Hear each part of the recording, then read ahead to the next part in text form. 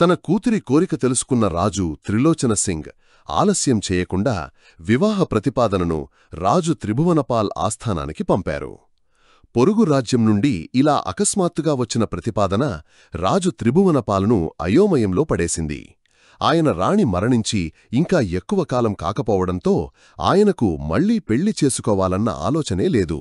ఆయన ఈ విషయంపై తన మంత్రులతో చర్చించినప్పుడు వారు, మహారాజా, మీరు ఈ ప్రతిపాదనను అంగీకరించాలి. రాజు త్రిలోచన సింగ్ దగ్గర మనకంటే ఎన్నో రెట్లు ఎక్కువ సైన్యం, ఆయుధబలం ఉన్నాయి.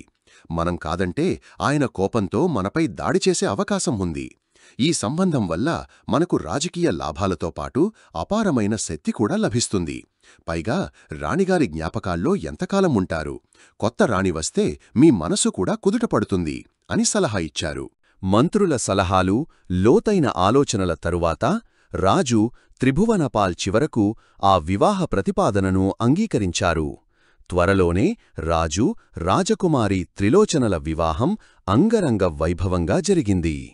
కొంతకాలం తరువాత రాణి త్రిలోచన గర్భవతి అయ్యి ఒక కుమారుడికి జన్మనిచ్చింది. మరోవైపు రాజకుమారి రుద్రలేఖ మరియు విభత్సన కూడా 10 ఏళ్ల వయసుకి చేరుకున్నారు. ఆశ్రమంలో వారి చదువు ముమ్మరంగా సాగుతోంది. రుద్రలేఖ ప్రతి విషయంలోనూ నిష్ణాతురాలైనప్పటికీ విభత్సన సామర్థ్యం మాత్రం వేరు. 10 ఏళ్ల వయసులో ఆమె తెలివితేటలు చాణక్యుడిని కూడా మించినవి. ప్రతి శ్లోకం, ప్రతి వేదం ఆమెకు కంఠస్థం. ఆమె కేవలం శాస్త్రవిద్యలోనే కాకుండా శస్త్రవిద్యలోనూ అసాధారణ నైపుణ్యం చూపింది. తర్కం, నీతి, విజ్ఞానం, చరిత్ర వంటి వాటిలో ఆమె ఎంత నిష్ణాతురాలో కత్తిసాము, విలువిద్య, గదాయుద్ధంలో కూడా ఆమెకు ఎవరూ సాటిరారు.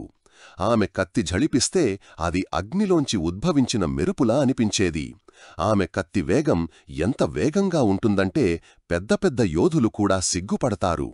ఆమె ధనుస్సు పట్టుకుంటే కళ్ళు మూసుకుని కూడా మైళ్ల దూరంలో ఉన్న లక్ష్యాన్ని క్షణాల్లో ఛేదించేది. ఆమె గద దెబ్బకు పెద్ద పెద్ద రాళ్లు సైతం ముక్కలైపోయేవి. విభత్సన యొక్క ఈ నైపుణ్యం చూసి వారి గురువు ఆచార్య కాశ్యపంతా ఆశ్చర్యపోయేవారు. ఆయన తన జీవితంలో ఎంతోమంది రాజుల పిల్లలకు, యోధులకు విద్య నేర్పించారు. కాని విభత్సన వంటి అద్భుతమైన శిష్యురారిని ఆయన ఎప్పుడూ చూడలేదు.